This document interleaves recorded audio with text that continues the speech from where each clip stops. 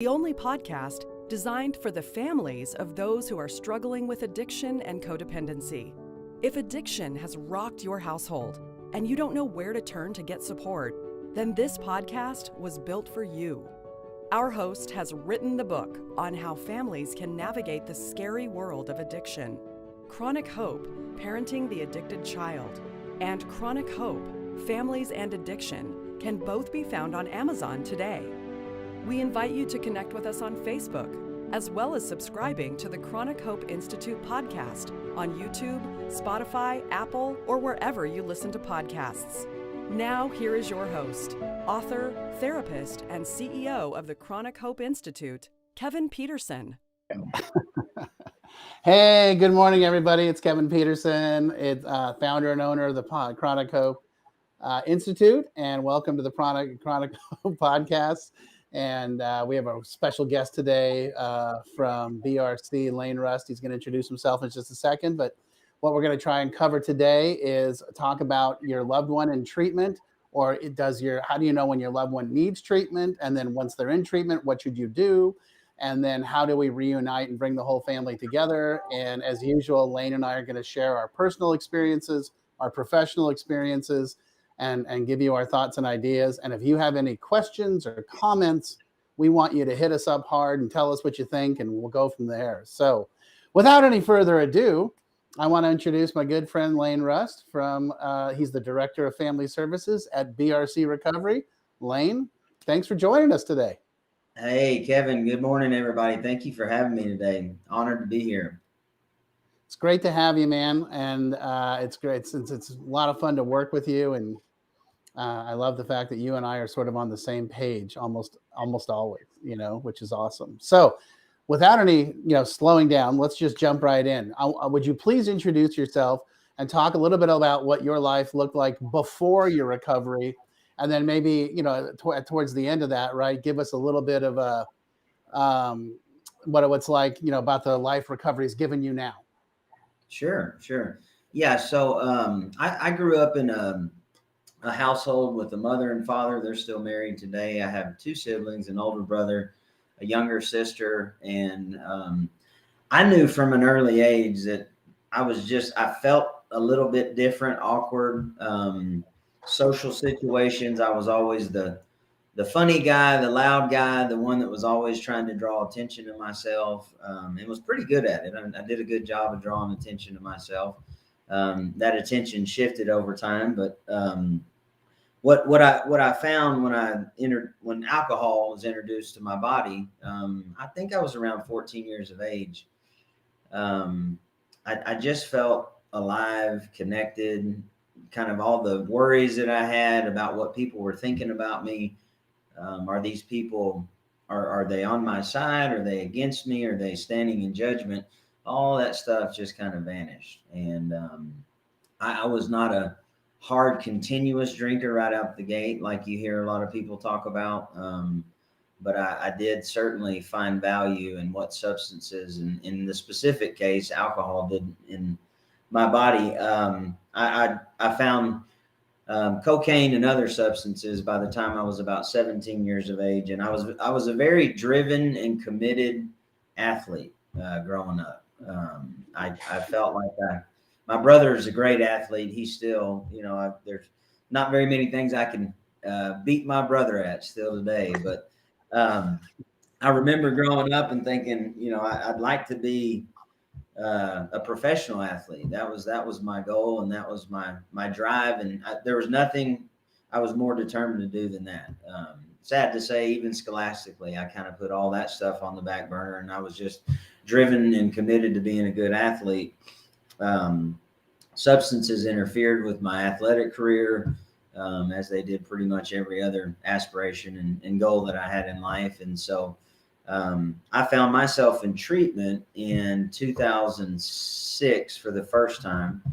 And I learned a lot about the illness, the disease model of substance use disorder. I came to identify that I was an alcoholic and an addict. And I did okay for about 300 days, roughly. and then I found myself slipping back into old behaviors. I lost connection with my recovery network, and um, I relapsed in 2007. And the next 3 years were probably the most challenging 3 years, or the roughest 3 years that I can remember, and not necessarily externally, but internally. I had come to realize what was going on with me, and I also knew that there was a different way to live. And when you're living apart from that, and you know the truth deep down, it becomes really challenging internally. Or that was my experience, anyways. And so, 2010, I entered treatment for the last time. I might mention I'm a jailbird too. I go to jail regularly. I went to jail about 8 times over the course of my 8 or 9 year active using period. And my family, specifically my mother, she was my primary supporter, enabler, and I would call her and threaten her and say really rude and crude things to her, things I would never imagine saying today. But it was really with the full intention of pulling on her heartstrings and getting her to move around and come get me out of jail again. And a lot of sweet promises made that I'll never do this again. And I would imagine if you're tuning in today, you've been around someone or understand a little bit of what I just described. That's a very common situation that I get to deal with and see today, is that there's just stuck in a cycle where you're not able to pull yourself out. And the family, with good intentions, oftentimes continues to keep that cycle alive. And honestly, it wasn't until my family woke up, and maybe the waking up was pain driven, right? I like to think that sometimes families get in enough pain and have enough, frankly, to where they just simply say, we're not playing the game with you any longer. So I'm a product of boundaries. I'm a product of, being told no, and the family honoring the no over time. So I'm very passionate about getting to work with families today. And my life today looks entirely different than it did back in 2003 through 10. I've got 2 beautiful children. I'm married to a woman that's also in recovery. She's been sober almost 11 years now. I'll celebrate 12 years next month. And we live in the great state of Utah now. So was in Texas for about the first 10 years. Now we live in Utah, just outside of Salt Lake City. And life is amazing today. I'm able That's to awesome. be yeah. So That's great, man. And I appreciate you sharing your story about being in and out of jail. And I'm guessing, and this is something that I get a lot with the families I work with. I'm guessing at some point your family stopped bailing you out. Is that fair to say? they stopped bailing me out after the 8th time. So seven times in a row, and I was out usually within 48 hours. The last time they let me sit under the direction of the treatment professionals that they contacted. They said, do not get him out of jail, and allow him to have an experience. And I found some humility inside that facility. I know that much. So yeah, it took my family a while before they realized and were able to sidestep that fear of, well, if he's in there, what will happen? And I think they kind of came to realize that if he's not in there, there's a much greater chance of the ultimate fear we have happening, which is that our son's going to no longer be with us. Right. Exactly. And that's a lot of the families I work with are like, when he's in jail or in treatment, I feel safe because I know he's in a safe situation. And I agree with what your family was told. The families I work with, I'm like, no, leave him there. I mean, just keep him there and let him. I mean, not as a punitive or being mean, or it's like, no. I mean, he earned that. Let's just let's talk about what the next step is and the plan is. So Yeah, absolutely. yeah, and okay. And then can you tell us a little bit about your professional qualifications and what you do for BRC? Yeah, so I'm a licensed chemical dependency counselor. I've worked at BRC since roughly, September of 2010. So I had been out of treatment I was about 6-7 months sober when I got hired. I was a tech. which my responsibilities then were simply taking clients to meetings, making sure clients were where they were supposed to be, meals were served, etc. I was then asked to move into our aftercare program, which is called the Segway program, where we do monitoring, recovery coaching, case management, and family support.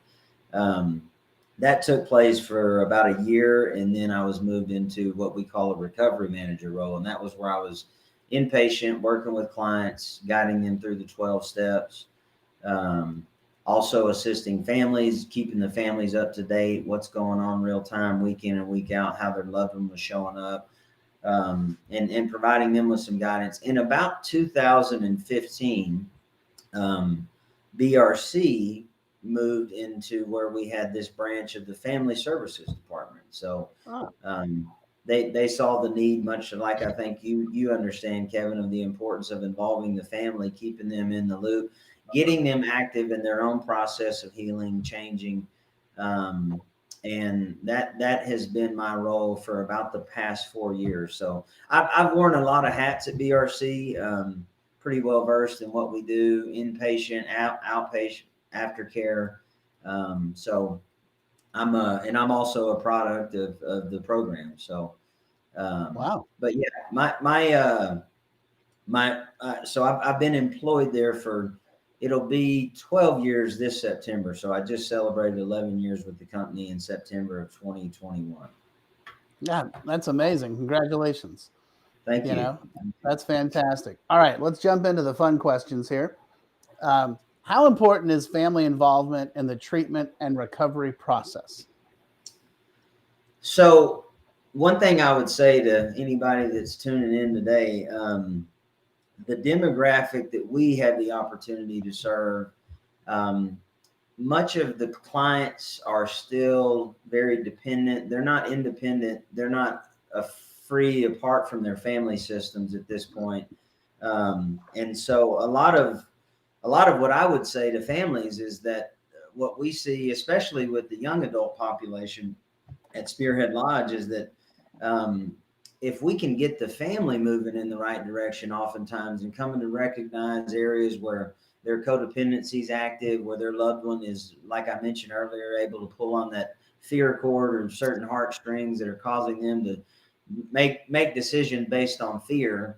If we can help the family come to recognize that and begin to hold firm boundaries in place, support, detach with kindness, love from afar, oftentimes that gives the client in treatment space to really begin to build resiliency within themselves, problem solve, start to feel better about who they are as an individual. It never fails. Anybody that checks into treatment, if you ask their family questions, that one of the first things they'll tell you is that they suffer from low levels of self-esteem.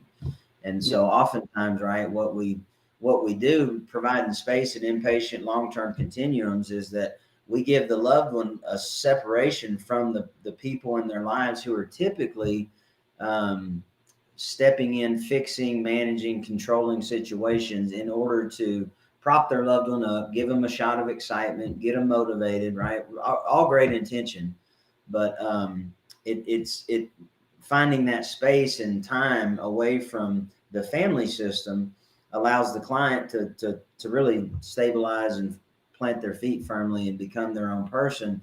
While they're doing that, it's vitally important for the families to be doing their own work, right? And I know, Kevin, you talk a lot about that and involving yourself in support groups, therapy. And I know that's what, that's right in your wheelhouse, and you're really skilled at what you do there. I think that that is a crucial component, specifically for the demographic that I work with. And I agree. And I think the thing I always tell people, and I know you and I agree with this, is one of the first things the families always ask me is, well, what's the most important thing I can do now that we've got them into treatment? And my response is always, get into your own recovery, and they're like, well, what do you mean? I'm like, well, I want you to start reading these books about codependency, read my book. I want you to start educating yourself on the family system and how addiction affects the family system. Because the idea of removing one person, dropping them into treatment for 30, 60, or 90 days, and then bringing them back and thinking everything's all better and fixed is kind of kooky. It's kind of nutty, you know, Right. and we have to change the entire system. And then the next thing I always say is, I want you to understand you're not responsible for their addiction, but you are responsible for how you respond to it, you Mm. know, and so that requires family change. And that's what I love working with you guys, because you guys have that same philosophy. Yeah, yeah. And one thing that, you know, I've come to realize, and really trying to move families from that first phase, which a lot of families will involve themselves. They'll read literature. They might find their way into a family support meeting. There's a lot of different avenues to take at this point. You know, a lot of them, I'm sure. Yep. But specifically, right, like, um, knowledge is vital, but knowledge doesn't get family members where they need to be, right? The emotional rearrangement, attuning to their own story, their own journey, honoring themselves. When families take that knowledge and move that into their own process, like you're describing, and really start to do some of the deeper emotional work, that's when families oftentimes have the ability, even though they're terrified, they can still go the direction that they've been advised, that they've read about. Oftentimes, families that I've had history of working with, you know, much like the person in treatment, right? That midbrain is activated, the fear survival center, and logic, sound judgment, emotional regulations out the window. So we understand from a scientific standpoint why families do what they do, and sometimes allowing them to see that that's very normal. It's human design. That's how we're designed to function. Yep. But if we can get them to start rearranging emotionally and coming to peace with some of their own internally, that's where we'll start to see, I know I really need to go right here. I've been going left a lot, but then I can contact a support group. I can get with my therapist. I can contact Kevin at Chronic Hope, you know, and ask for guidance, right? The ability to pause becomes an operable move. Yeah, absolutely. Absolutely. And you're right. Starting them off with education and knowledge and reading is fantastic, but it has to turn into action, and it has to be engaging in their own process. And I understand that that's challenging, because it means they're going to have to look at themselves, you know. But I Absolutely. think I think one thing that the folks that are watching or listening would say, one thing I would say is that both you and I are a product of both of our families getting into some level of recovery and saying, we're going to hold the boundaries and we're not going to budge. And then we as a family are going to start to change the way we operate. And I can tell you from the perspective of someone who's was in active addiction, nothing is more terrifying than the family changing, you know, because it just, you're like, wait a minute. You know, that's not what you guys normally do. Normally, if somebody caves in and gives in and lets me do what I want to do, and you know, what's this? What's this new thing? And you know, it raises the bar, right? It forces everybody to engage. Yeah, yeah. You know, I'm in the same boat as you. I'm a product of the family shifting and moving in a new direction, which pulled me in that way. And you know, if you're in treatment and you're newly sober, like you said, it's terrifying to think like my family's starting to talk differently to me. They're not taking the bait anymore, right? They're not. I hammered my mom on my weekly phone call, and she hung up on me. Right? It's like, whoa, what's going on here? You know, my mom hung up on me in jail and said, this is your one and only option. And I told her, you know, some things I won't say today, but she said, well, I hate to hear that that's how it's going to have to be. And the next thing I heard was, your call has ended. And I stepped away from that phone, and that was probably a paramount moment for me. You know, that Yeah. was where the little guy inside of me said, oh boy, right? Things have changed. Yeah, you know, I had the same experience. My dad laid out the rules, and I was like, "Oh yeah, I've heard this nonsense before." And but they held their ground. You know, they took it seriously, and so, and you know what I always tell people, it's in my story, and I think you and I have talked about this, is that they held their ground for like 6 weeks. So this time around, I, you know, did what all tough guys do. I called mom and started crying about how unfair this was and how I was being hung out to dry, and this was just so not right. And they were waiting for that. and they were like, well, I'll tell you what, if you start seeing a therapist with your dad, we'll talk, and Mhm. that was all part of the path, Yeah. Yeah. and so the next question that we came up with is why family involvement is so important for recovery. And that's kind of like the second question that we had, but let's dig a little, maybe dig a little deeper on what that family involvement looks like. Yeah, so I mean, again, there's a lot of different routes that I'm aware of today. Individualized therapy, family therapy, counseling. There's a lot of great family support meetings and groups. On that note, a lot of times I think families think if they go into a meeting, they sit in the back, right? Much like somebody in recovery, right? If I just show up and check the box, things are gonna get better. And I encourage families to go and involve yourself, shake hands, talk to people after the meetings. At some point, if there's more a deeper dive coursework, 12-step work, involve yourself. Begin working with the sponsor. Begin working with if there's a family packet or things that need to be done so that you can bring to present to the next group. Do the work. Start looking at yourself. Like you said, that's the key component, I think. And whatever family, whatever route they choose, whatever fits the mold for them, I do believe that involving yourself, doing the heavy lifting is necessary for people that really, really are interested in change. Yeah, I love that. And I love what you said too, because that's, again, I get the same thing. Oh, I go to Al-Anon. I'm like, oh, okay, great. Do you have a sponsor and are you working the steps? And they're like, well, no, I mean, I go to the meeting. I'm like, and I want you to understand that's wonderful. I'm glad you're going to the meeting. But how would you feel if your loved one came back from treatment and said, well, I'll go to the meetings, but I'm not going to get a sponsor and I'm not going to work the steps? And they're like, well, no. I'm like, okay, so again, you know, another one of my quickie phrases is you can't expect them to do something you're not willing to do. Absolutely. So we have a question out of Facebook. It says, how will going to Al-Anon recovery meetings help my son stay sober? You first. Well, that's a sneaky one, I think.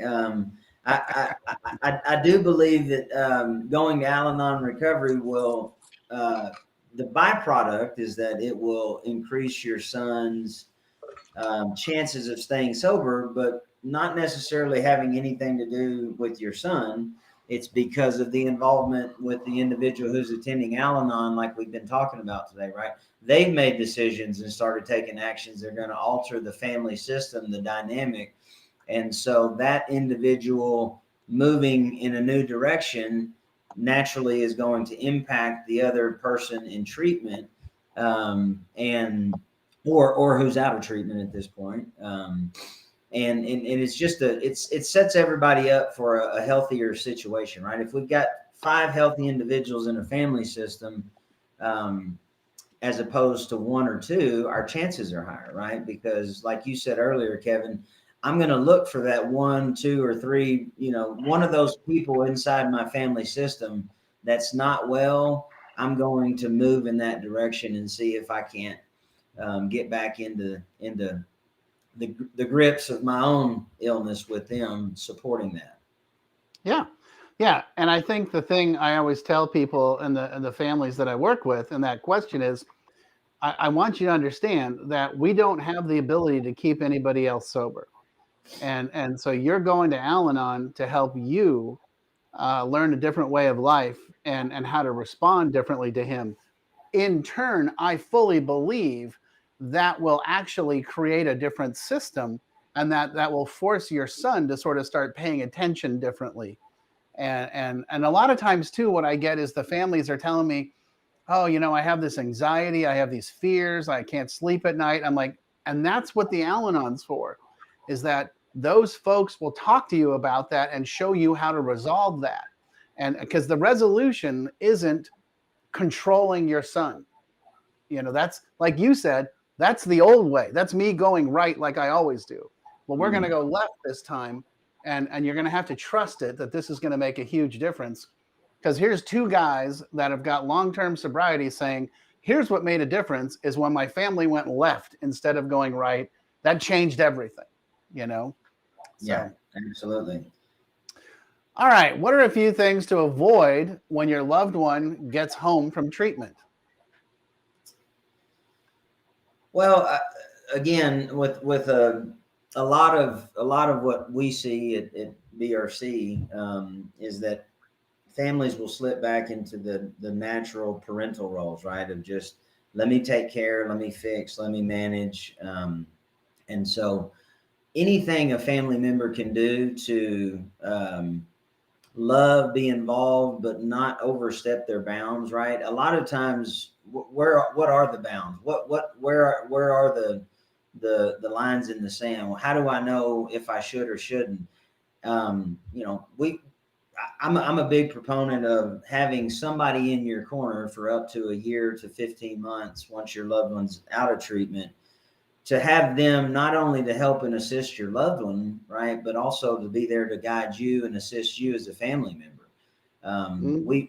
We have a process in place, a portion of our program is called the Segway program, and I love it. And I always tell families like, this is there to design to hold your loved one accountable, to move them in the direction that they need to be moving in.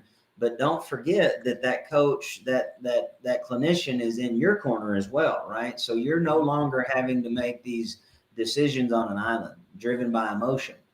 And so if that's possible, having someone in your life, and you can find that outside of an organization, a treatment organization, you can find that in a support network, right? Having a sponsor inside of an Al-Anon group. You pick the phone up and call your sponsor, your support network, and you ask, this is where I'm at. Does this sound okay? Can you advise me on this?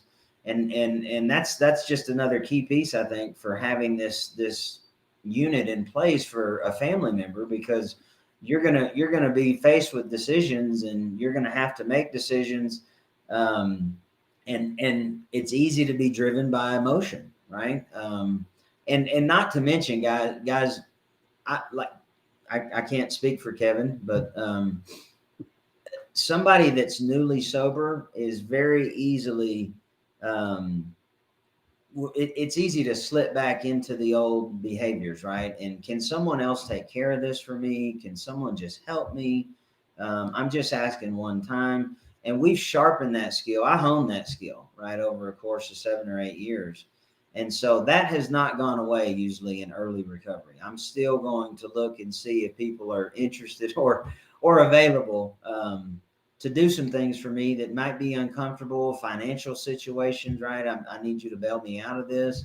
So having someone in your corner who you can call and ask for guidance is really a key component, I believe, for families.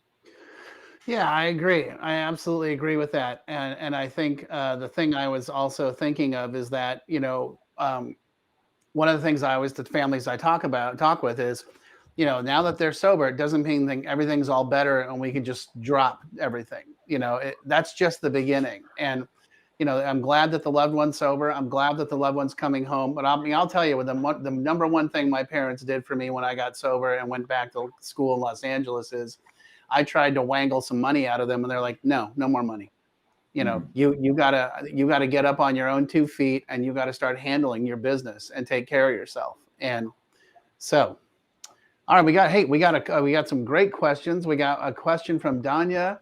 It says, "What should I do when not every family member is on board with seeking recovery and change within themselves?" So, what do you do when you're the lone voice of recovery in the family system?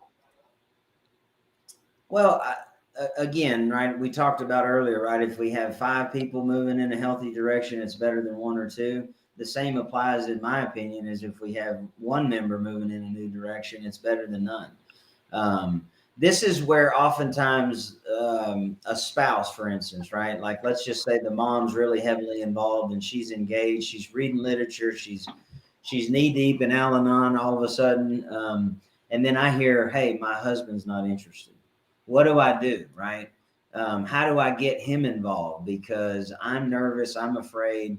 Um, and this is where the control, the need to manage, the desire to change others comes into play again. It's another form of um, it's really just another form of trying to manage another person's life at that point. Recovery is something that's best taken part in when other people are attracted to it, right? There's a term in 12-step recovery in Alcoholics Anonymous, and it says attraction rather than promotion. I know that's challenging. It's easy to justify and say, "Hey, listen, this is my son's father. This is my son's sibling. Um, how do I get them involved?" I would keep your eye on the prize, which is internal rearrangement, right? I'm moving in a new direction. I'm trying to involve myself. If others in the family system want to join, I'll make it known that they're welcome to attend, and I'll do my best to detach at that point. I don't know how you feel about that, Kevin, but No, you and I are on the same team, and I'll actually tell you that in my family system, I got sober in '91, and I, turned around and was like, "Hey, this would be great for everybody in the family," and they were like, "Yeah, no thanks. We're good. We don't need your help. We don't need to get sober. We don't need to go to Al-Anon. We don't need to address our issues," and so that was just kind of part of the reality of my family system, and so I continued to be sort of the lone voice and the lone as person going through this process. And so I understand, Danya, when you feel like you're on your own. I mean, my mom struggled with addiction her entire life, and I desperately wanted her to get clean and sober, and it just never happened. And she passed away in 2014, and that was just not her reality. I wanted my dad to go into to understand his codependency, and that just never happened. And so I think the most important thing is this is the hard part for people that struggle with codependence, and it's something that I struggle with as well. And it's the old adage, when the airplane starts to get bumpy and the oxygen mask comes down, you got to put yours on first, and then you can put it on other people, but you got to take care of you. And I think the most important thing is you got to be the example for the rest of the family, because they'll start noticing. They're like, "That's funny. He's not in the family drama anymore. He's not arguing anymore. He's not, behaving. He's behaving differently." And that's where that attraction piece comes. And that's the deal. There was another one that I think is really pertinent to you and the program you guys offer. And it says, "I'm not sure my son even knows how to pay a bill." How do you address that with a family when they're looking at BRC? Well, again, right? I mean, we just assess family dynamics and functioning across the board with family. Typically, if somebody's not in a place where they know how to pay a bill, what I would do is say, "Why is that?" Right? Is it because someone in the family system has been paying the bills for them?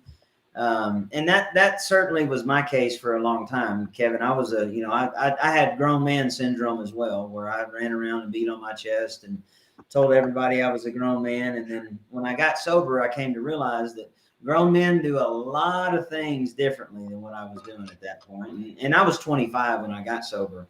But I would just say to a family, there's a good chance that they don't know how to pay a bill because they've never been pressed into a situation where they've had to pay a bill. It kind of in our milieu, we've got a good sample. You can always look around, and people are engaging in life skills, right? In an inpatient treatment facility. The guys are throwing detergent in the dryers, mixing, eggs in a great big salad, industrial size salad bowl, and putting that on the burner. And usually when we tell families that, their response is laughter, right? They giggle, and "I can't believe he did that. Why would he not know how to do his laundry?" And so that's always a nice setup for, "Well, have you been doing his laundry?" Right? We had a family one time at our young adult facility that their loved one had a magic laundry box and so a basket. And so as long as the laundry was in 2 feet of the laundry basket, it magically got folded and put away. And so that's our young adult facility. So there's definitely some more enmeshment and codependency that we see in a facility like that. But there's just, I always tell families, please don't beat yourself up. Please don't feel ashamed for what you've done or what you're currently doing. I've heard a lot, Kevin. I know you've heard a lot. I mean, it's just it's a part of what we're after, right? We have to identify these things in order to make new movement and start heading in a new direction. So Yeah, absolutely. It's not about finger pointing and blaming. It's just more evidence that we just need to change the system, not change the individual. Absolutely. Sure. Okay, last question, and then we'll wrap up. What advice would you give someone who's watching their loved ones struggle with drugs and alcohol? So someone who's got an active person in their family system, what's the best advice you have for that person? Well, a lot of the times, the best advice I would have is it's been identified as a brain disorder, right? I mean, it's an illness, and so you can't consequence this thing away. You can't reward people, and this thing is going to go away. I mean, many of you, if you're watching this, you know that you probably already tried to do one or both of those things. Your loved one needs help. They need guidance. They need support. There's a lot of value on my end from getting support and guidance from people who've also been in similar spots. And I think that contacting professionals in your area, professionals that you know of, that maybe someone else that you've encountered over time has had involvement with, but really getting help for that individual. I'm not just saying, hey, here's your option, here's your chance, see you later. Homelessness does not cure substance use disorder. Nope.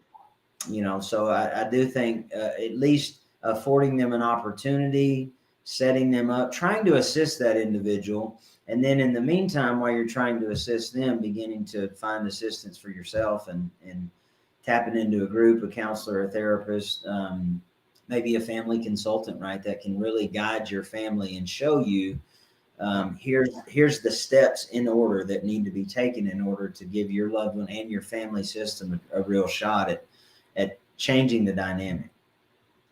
Yeah, exactly. And little shameless self-promotion. That's what my book, Chronic Hope, Families and Addiction, is all about, is setting the boundaries. Like, this is exactly what your family and my family did.